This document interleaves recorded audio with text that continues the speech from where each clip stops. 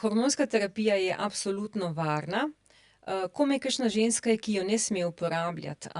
To pač točno vemo, katera to je.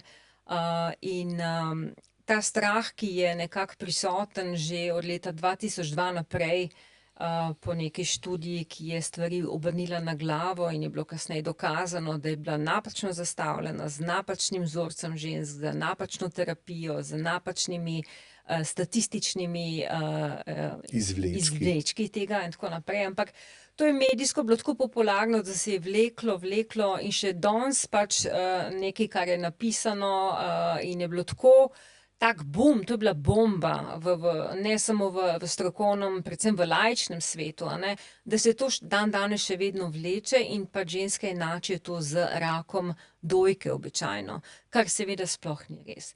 Tako da terapija tudi, ki je nekoč bila, je bila drugačna, kot jo imamo danes. Danes imamo bioidentične hormone.